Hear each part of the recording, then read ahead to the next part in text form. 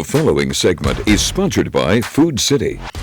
Welcome into the latest edition of the Stateline Sports Reporters podcast. I have pulled Casey in off the bench, kind of the OG Stateline Sports Reporter here, now main news anchor here at News 5.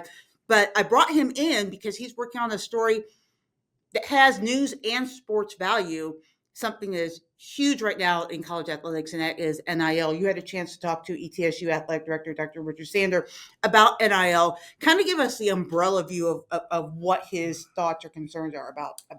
Yeah, it was really interesting. I sat down with Doc Sander for about 20 minutes. I had a great conversation with him. There's just so many layers to NIL and the transfer portal. Really what the main takeaways I got from him is, first, I just asked him, how do you describe college athletics now? And he said it's a mess, just an absolute mess. But really for an ETSU's level, he said they looked at originally, they had a plan for NIL, but they quickly realized they did not have enough money to be competitive at their level with what they had. So they had to come up with new ways. Okay, how we can get more money. We have to allocate our budget differently. We need more revenue, new revenue streams. So they've been looking for that constantly. So that was kind of like the first thing, like, okay, this was our plan, but it wasn't working because they just did not have enough money. So were they surprised, or did he get into how much money trickled down? Because, I mean, I was surprised to find out that there's NIL going on at Tusculum and Emory and Wise. Were they surprised that this was trickling down all the way down to their level? I guess the amount of money coming down there? Yeah, I think the amount of money, that's tough, because I asked him, do you have the resources now, do you believe, to be competitive at your level? And he's like, well, we think we do, but that's part of the problem, is you just don't know, because he said the schools have no power in this. If a player's agent says, he just said, we don't know what Mercer is paying their players. If someone says, hey, Mercer offered us $200,000, ETSU has no way of knowing if that's true or not. So he's like, then you're in the position of, okay, if you say, well, we'll match that, you don't know if you just got taken for a fool because that person only had an offer for $100,000 at Mercer. So he's like, that's an issue for the schools. They have no way of knowing if what they're paying is what the real market value is for that player, because it's not out there in the open. It's all done secretive. It's not, so that's an issue, he said. But also, in terms of the sports at ETSU, and I believe I'm assuming this would go for the SoCon, but at least at ETSU, the number one sport being driven by NIL right now is men's basketball. He believes women's basketball is second, and then football is actually third, which I thought was interesting. The way he put it, the words was, for football, he said, NIL is a factor, but is not a key factor in football. Men's basketball, he said, was the first one really out there, but he believes women's basketball, they're seeing more and more that they're having to pay at the SoCon level to get players in women's basketball, even a little more so than in football. Does he think there's going to be that's going to be the trend? I mean, you look at the basketball roster, it's basically a whole new roster, men's and women's basketball this coming year. I mean, yeah, he doesn't see, this, because I asked him, would making them employees, would that be easier? And he's like, I think it would be easier, but he doesn't see that happening. But he does not think this is going away. He's like, a lot of people think this will run its course, NIL, and but he's like, I don't see it going away. This is Dr. Sander. And I asked him about frustration from fans. Like, what is he hearing about this NIL era? And that was what you just brought up, was the number one. He said is about the fans don't feel like they know these players anymore because they're here for a year, then they're gone. He talked about back in the day where, people were here for 3, 4, even 5 years. If they redshirted, the fans, they had an emotional attachment to players. They saw them grow, or they come in as freshmen and they maybe weren't playing a lot. Then they come here and leave as seniors, and they've been here for 5 years. They're part of the community. He said that is what's missing right now. So when it comes to ETSU's approach to NIL and the transfer portal, are they going to be more aggressive now, or will they be, are they still going to try to find? Because I guess, Brooks specifically in basketball, he has signed some freshmen. I mean, they going to try to keep those players? Do they think they can keep those players? Yeah, I guess he brought that up. He said a lot of the coaches are asking themselves, is there value in recruiting freshmen? Because Dr. Sanders said, if you recruit a lot of freshmen and they're good players, they're going to be gone. They're going to go up to higher levels. If they're not good, he's like, then you're stuck with them. So he's like, a lot of coaches are trying to figure out right now, is it worth it recruiting a lot of freshmen? The way I took it from him, to me, it doesn't sound like it is, especially in basketball, because like you mentioned, if you get a good freshman, they have a really good year. I mean, they weren't even freshmen, but you just look at ETSU this past year. Kamari Peterson, he's now in the Big Ten playing for Washington. Karan Boyd went to Wichita State. I mean, so those guys had good seasons. They go up. ETSU can't afford to pay what Washington or Wichita State can pay. So I think you're going to see more maybe getting guys from the Division II level who are really good players. They want to move up a level that have, I mean, you talk at Lincoln Memorial, they're a powerhouse in Division II. You get somebody from LMU, I mean, they can play. So I think that combination with maybe guys who haven't got as much opportunity to play, we see that in football. Right. The quarterbacks coming to ETSU with Cade McNamara and then the kid from North Carolina. I did ask if he sees that as a trend, and he thinks in football, some of these bigger schools guys are getting a little bit of NIL money, but not playing. So then they want to transfer down and play where they already have a little money in their pocket. Maybe they get a little more here, but that's not the main reason they're coming here is for NIL, where in basketball, that kind of is the main reason it seems like people come here. So I wanted to ask you just your opinion, kind of pivoting away from this. Do you think that then the real losers in all this are going to be the Division II schools? I mentioned you mentioned LMU, and I know that at Tusculum, Billy Taylor says they're not even messing with NIL at Tusculum, but Emory and Henry is. Yeah. But so, I mean, is that going to end up being the losers in all this? I think so. Yeah. I mean, I certainly, see that because, I mean, again, at that level, if you're at Tusculum and you have a really good football player, FCS schools are going to come after them and say, hey, we'll, come play with us. We can give you a little more money. Or if they're really good, the big programs will be coming after you. And same with basketball, and especially when they play each other. If ETSU plays Tusculum in basketball and they see a really good player at Tusculum, they had a hard time guarding, and he's a young freshman, like, hey, well, we could use that guy. So, I mean, and I think it's going to be like that at Division II as well. I think you're right, Heather. I think D2 is going to be in the same pickle. And we saw that, didn't Emory and Henry? They lost a wide receiver to Oklahoma State. Yeah. I mean, that's incredible. It's crazy.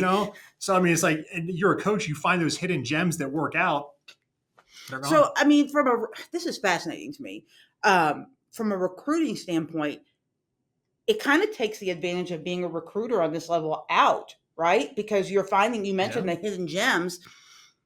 Now you're just basically a development program for if you find those hidden gems for Tennessee or Oklahoma State or whoever, to just come in and pick your guys. Yeah, and even a lot of times if the kid comes in as a freshman, most times they're not ready to play at the college level, but whether they redshirt or they just practice with the team for a year, they get better, and that's something else. You don't really see that because they're not there that long. If they're not playing as a freshman, they may get frustrated and say, okay, well, I'm going to go somewhere else. Like, you don't even see players wanting to stick it out for 3 or 4 years at the same school, because in this instant gratification society, microwave, what college sports is, they're like, well, the grass will be greener somewhere else. I'll go somewhere else and play. And so even the kids that maybe aren't getting paid a ton of money, they just want to play. And if they don't get that shot here, or they okay, maybe next year I'll get my chance, but then you bring in 4 or 5 transfers, they're going to play over that kid. So it's frustrating, I think, even for some of the players, certainly. And, it's interesting. But I think one area where there could be a benefit, at least just here locally, is Doc Sanders said that he said for ETSU, men's and women's basketball, football, and golf, they're trying to compete for championships, national level. They're going to recruit far and wide. Those are the sports they're pouring their resources in. The rest of the sports, they want to recruit locally more. So I think there's more opportunities maybe for players here locally to play Division I in not those sports. So, but is he married to that sport? That core? Because I asked, because you look at baseball, and all of a sudden they're leading the Southern Conference. They're the favorite to win that this year. Does that core group, does it fluctuate, or is it just that, and then if they get lucky in one of the other sports, they get lucky? I didn't ask him that specific question, but he made it was on the record. You're going to hear it on TV in this interview later that those are the 5 sports they have focused on. I'm sure, obviously, you can't be rigid in anything in the way this is now, but for now, those are the 5 sports. They are all in competing for championships. And he even said, we will not be able to compete for championships in every sport. They don't have the resources to do that. So they pick the sports that they feel like they have the best opportunity in, and the ones that they are not going to put those resources in, they want to recruit local players. They want to play a more regional schedule, not be traveling all over the country for those other sports. But again, that doesn't mean, if they get we've seen, you mentioned baseball is not one of those sports getting a lot of it, but they're in first place. There's other sports that men's soccer has been competitive. They were this close to winning a championship this year. So, and this is something, this is kind of, they did this is a relatively newer thing for the athletic department. Right. This hasn't been like this for the last 5 years or anything like this, but this is with the way they are and haven't, he said that for ETSU, 98% of the revenue they make is in football and men's basketball. So, that makes sense. But then obviously they try to find new revenue streams as well, to get in more money, because if they have to pay more to the athletes, they need to get more money, whether they take it from other sports or they find new revenue streams to get extra money. You see, obviously the football team, they've been to the playoffs, and it's the 10-year anniversary. You and I were both here 10 years ago when they brought back football. Mm-hmm. It's been 10 years now. They've been to the playoffs twice in those 10 years. The golf teams both have been to the NCAA championships recently. Men's basketball has been to the tournament a couple of times. Women haven't been to the tournament, in the last decade, but they've traditionally been strong programs. So that's the decision ETSU is making now. Certainly, baseball team wins a couple championships, maybe. Well, but what the baseball team's going to find, I think, is I'd be stunned if 90% of that team is here next year, because if they're not putting NIL money in that, those guys are all going to get money. They're leading they've got 2 kids in the top 10 in home runs in the nation. I think ETSU's 4th or something like that. And did a couple years ago, they had a kid on baseball team. He went up to a big program. So, it's already happening. You mentioned, ETSU beat Tennessee. You don't think the Vols were like, hey, we could use a couple of those guys. And a couple of those bats. And we'll pay, and even if ETSU was paying and they can't pay what Tennessee's paying. Right. If the Tennessee baseball team wants someone at ETSU, they're probably going to get them. Yeah. Well, they traditionally do. Yeah. In any sport, unfortunately. No, you're right. Yeah. So does Doc see any, you say he doesn't see this going away. Does he see any leveling or any, what's the future look like? What does he see in the future? That's a great question. I asked him just for ETSU's future, and that's where he kind of touched on, we're putting in our resources in these 5 sports and then transitioning to the other sports. We want to recruit locally, give more opportunities for players to play at the Division I level. And also, how do they make the student athlete experience as good as it can be for the sports they're not pouring all that revenue into? Because I think he said there's 430 Division I athletes at ETSU. That's a lot of athletes. Yeah. They have a lot of sports that I think. I didn't ask him about what he sees college athletics down the line. But again, he does not believe this is going away. But for ETSU, I asked him, I think in the next 2 to 3 years, what's your vision for ETSU? And that's what he said. We want to compete for championships on the national level in those 5 sports, and then have the best student athlete experience for all sports, even the ones that aren't getting the revenue and resources that the others are. Fascinating. Well, I can't wait to hear this interview. Yeah. I broke it into 2 parts because obviously, as you know, time on our newscast is precious gold commodity. And the entire interview we'll have here on this, it was like almost 20 minutes. And that was just like the NIL stuff. There was a few other questions I asked and I didn't put in this because it wasn't really NIL or transfer portal centric. So a lot of it, but 6 o'clock and 11 o'clock news, there will be 2 different segments. You'll hear from Doc Sander on his thoughts. Just interesting, because he's the one has him and his staff have a lot of decisions to make, and you make them. And he said it is interesting to see what other schools do. It's okay, this works for this school, maybe we can try that, or this didn't work for us, or this didn't work for somebody else, so we won't try that. So it's a little trial and error because this is new for everybody. Right. Well, enjoy the interview, the whole interview here in those Casey mentioned. We'll have on our YouTube channels the pieces that are going to run, as well as you can see them at 6 and 11 on Thursday.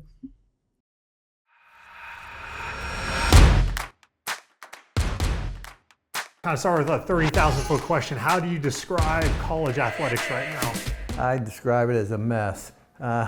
Nobody knows what's going on. Everybody's trying to figure out, what direction they need to go, what the path forward is. So I think nobody really has answers. You talk to a lot of people all over the country, athletic directors, coaches, and everybody's trying to figure it all out. I don't think anyone has an answer right now. So I think this coming year is going to be really interesting just to see, what strategies have worked for different people, and will people start to, kind of instill different strategies. How do you deal with NIL? How do you deal with the transfer portal?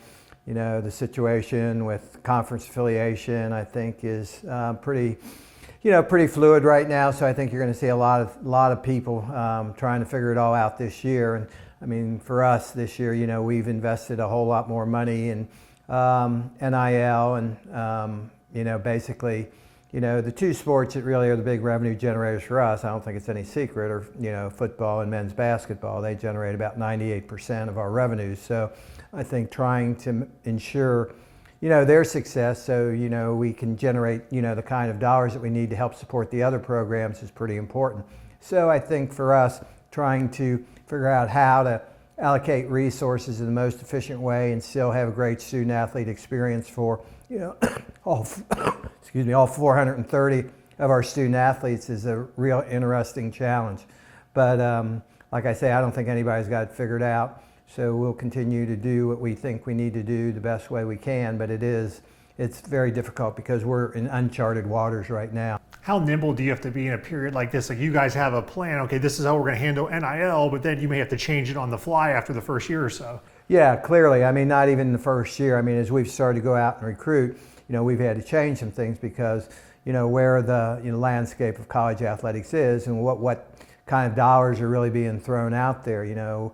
We have a strong commitment to try to be as competitive we can in, the sports that we kind of feel we can compete on a national level. So I think that's one of the things. So as time goes on, we just have to be very nimble. And as we're going out there recruiting, what we thought might be, a fair compensation package for a player, we're seeing that may or may not be valid. So you just kind of got to continue. And as you go out there and recruit, I think nimble is a good word. You're going to have to react, and you have a plan, but what do they say? Mike Tyson said, everybody's got a plan until I hit him in the face. And then, that plan kind of goes apart. And that's kind of where we are right now, in regard to recruiting and trying to figure it out. We thought we had a plan, and we think it's good, but now that we're, in the first round of the fight, we're having to adjust and figure out ways to do things. What are some of the things you guys are adjusting and having to do differently than what the original plan was?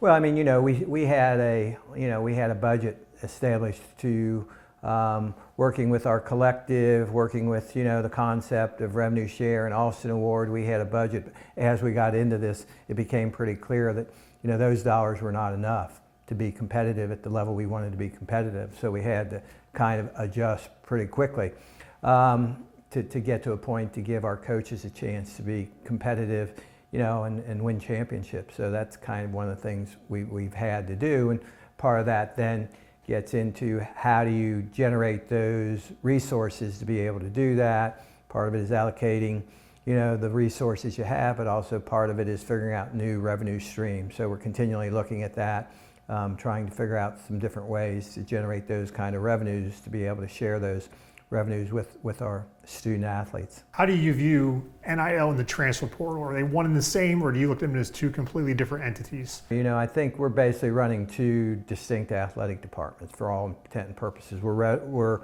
operating in one that is the revenue generators, where you're going to have to compensate student athletes. I mean, that's just the world you're in. Particularly men's basketball is the one that kind of has got way out in front of that. At our level in FCS football, it's a factor, but it's not the key factor. Where in men's basketball it is. In women's basketball, that's probably somewhere in between men's basketball and football. But we're seeing, women's basketball starting to, take off from the standpoint of having to compensate, student athletes. And I think that's one of the things, you have to adjust. One of the things you said, adjust, in the past, you really worked hard to recruit freshmen. Well, is there any value in recruiting, a big number of freshmen? Because, the reality of it is, at our level, if you recruit a player, a freshman, and he's a good player, then the risk of them leaving is very, very high. Plus, if they're not a very good player, then you're stuck with them. So, I think coaches are going, is there any value in us recruiting a lot of freshmen? And in the past, we felt we could recruit freshmen, develop them, they get better. We think, that's one of the strong points of, Coach Savage and Coach Mock is, the development of players. When you see, guys like Jaden Seymour, how he progressed for Brooks, and Quamari Peterson, how they progressed. Karan Boyd, those guys all got considerably better the further they got into it. And you look at, the way, Coach Mock has kind of developed her players. You see players get better and better. But now, is that a reality? Can you kind of count on that? And just like this year, so, with Q and Karan, those are two good players, but they both leave. And, they clearly, got a whole lot better while their time here. So, it's a whole different mindset. How do you balance that? Recruiting guys and developing them, or just, going out and recruiting guys that, are very old and have been through the wars a lot. So, that's kind of another thing you have to kind of balance. So there's so much balance in this. What's been the theme when you've talked to fans, alumni, donors? What are their frustrations? What are their thoughts on, because obviously, for collectives, you're looking for them to donate money to help fund these endeavors. What are their concerns? What are their issues about the current landscape? Well, I think, ETSU and Johnson City and the Tri-Cities, they're basketball guys and to somewhat football guys, and all the student athletes, have really kind of, I think, this community has kind of taken them as family almost, that kind of concept that they're a big part of this community. And so I think, they go back and, they look at, the guys that have been here for 4 years and developed the Ben Rhodes, the Timmy Smiths, those guys really were, important people in this community. So I think one of the things that they're frustrated with is that they really never get to know these guys very well, or these gals very well, because the chances of them being here for 4 years and, growing and developing in this community really isn't probably realistic anymore. So I think that's one of the big frustrations, is just, getting to know, the athletes and really, caring about them for more than just being a student athlete, because in today's world, they're in and out pretty quick. And so I think that's the biggest frustration, that, our fan base has. And of course, this isn't a huge community. And so I think, can we generate the revenue to support, an aggressive NIL program or rev share program? I think those are the things that are frustrating. Like I said, in the past, we've been able to develop players. I think not being able to really commit to develop players. For men's basketball, you mentioned Karan Boyd and Quamari Peterson. They're going up to bigger programs. For where you're at in the SoCon, is the ETSU positioned well enough to compete at the level they're at and financially, dollars-wise, with other programs? That's one of the problems. We think we are. We think that the amount of, resources that we're going to share will allow us to compete, for championships in the SoCon, but there's no way of knowing for sure what's out there. There's so many rumors, there's so many, false statements about who's getting what. We really don't know. We don't know if Mercer, Sanford, or Furman, or Greensboro, we don't really know what they're basically paying players. We have an idea, we think we have an idea, but we don't know if that's real.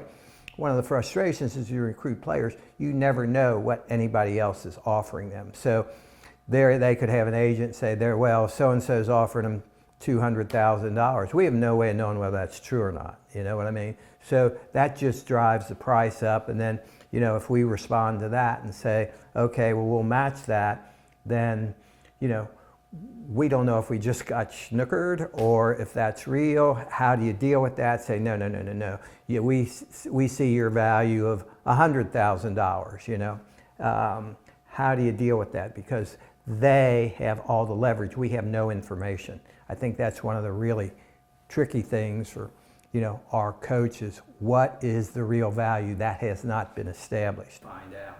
Is there any talk about changing that in terms of maybe making it you hear about making the student athletes employees of the university, or can you negotiate directly with them rather than having to go through a collective? Is there anything that like coming down the pipeline? Well, yeah, we do. Right now, so basically the way we're operating right now is the collective is going to operate, and they have X number of dollars that they're going to use to provide NIL to, football, basketball, women's basketball, whomever.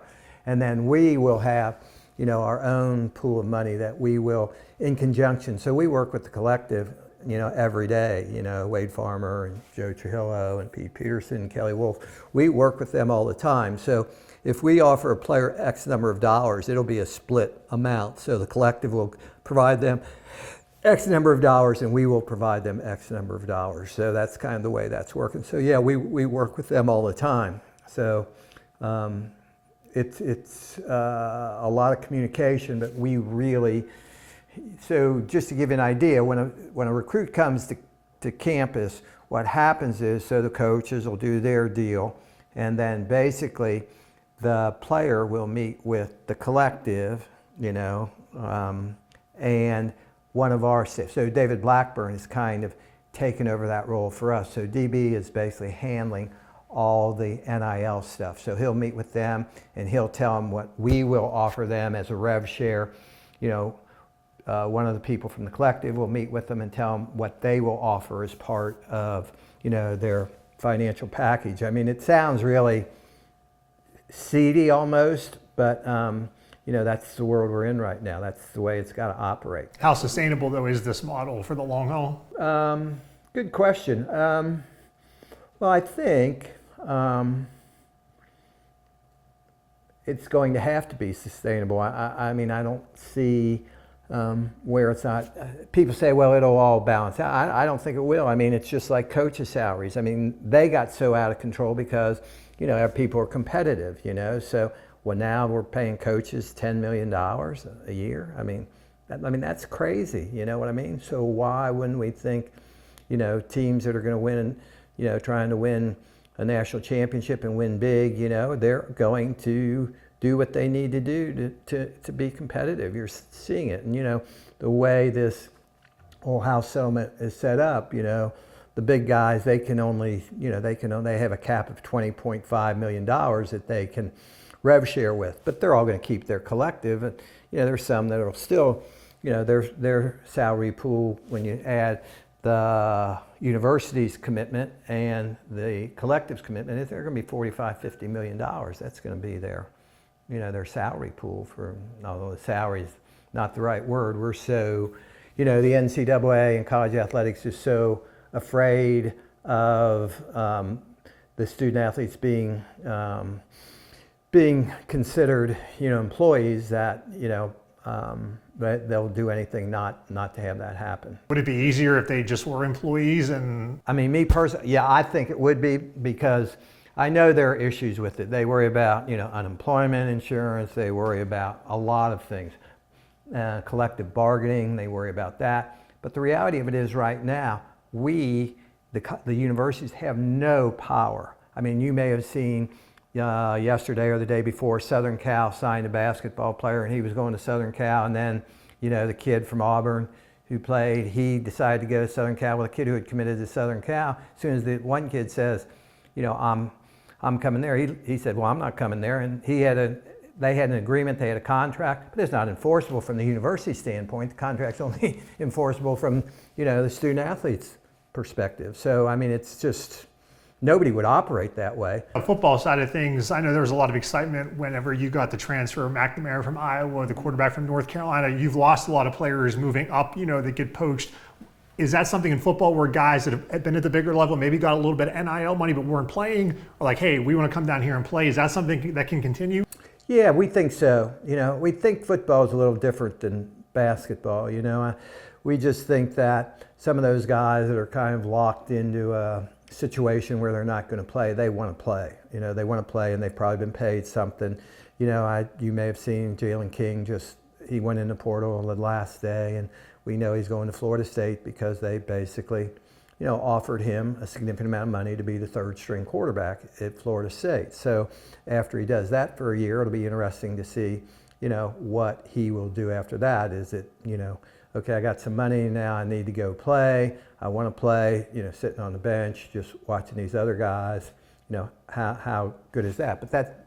So I think in football, you're seeing a little bit more of that than you do in basketball. I think right now in basketball, it's just so much in the mindset of these student athletes. And they've got people in their ear constantly. Now there's agents, and dealing with agents. Some of these are real agents. Some of them may be, the guy's AAU coach or the gal's AAU coach. It may be their uncle. It may be their next door neighbor who have no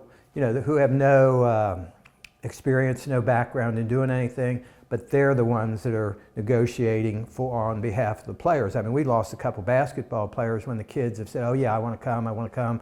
Yeah, what we've offered is great. And then the agent gets involved and they blow the deal up because, they're out there shopping these guys, all around. I mean, the one thing people need to understand is the big winners in all this aren't the student athletes. The big winners are the attorneys, they're the agents, they're all the people that are making money off the student athletes. Some of these student athletes are paying 20% of what they get to the agent. Think about that, 20%, and then they'll pay taxes. So they may be getting $200,000, but when you're paying $40,000 to your agent, then you pay taxes on top of that and whatever other costs you have. I mean, it's not quite what it is, but the big winners in this are the attorneys. The attorneys in the house settlement are going to make 17% of the ultimate, payoff. So it's over $400 million. What's kind of your vision for ETSU athletics, maybe for the next 2-3 years? Yeah, I mean, I think our vision is to really, we just completed a strategic plan. I mean, our vision is to, create a good experience for all our student athletes, but that's different for all our student athletes. We clearly have to, really focus on the sports that generate the most positive benefit to the institution, either through revenue, through the ability to, spread the ETSU brand, to be a player on the national level. So, I mean, that's what I would see, but then also provide a really good experience for those sports that don't really meet that criteria. And so I think, we continually try to talk to the student athletes about, this is your passion. You grew up as a little kid playing this sport. Now you have an opportunity to play college athletics. So enjoy that. Don't get caught up in, money and, well, so-and-so's getting this, so-and-so's getting that. Enjoy what you're doing. You are one of, a very small amount of people, percentage-wise, that ever have the opportunity to play Division I athletics. Enjoy every minute of it. So that's what we hope we get to. Our student athletes in those non-revenue sports, the ones that, don't do what I just said before, that they really enjoy that experience of competing, of, being on a team, of getting better, of, enjoying victory, but also learning how to deal with defeat. So we really think that's, I think that's where we have to get to, and so does that mean, we'll compete for championships in every sport? No, we can't do it. We just financially can't invest the resources to do that. And so for those sports that we don't, we want our coaches to recruit more locally, so that this region has their kids get a chance to compete at a Division I level. We think that's important. We want to play, regional teams, not travel all over the country. And, so that's kind of where I think our vision is. So clearly in men's and women's basketball, football, and the golf, we're going to try to compete at the highest level and invest in what we think we need to do that. The other sports, they're all kind of, depending upon some criteria that we've created, there'll be different amounts of investment in those. So that's kind of how I see this. Sponsored by Food City.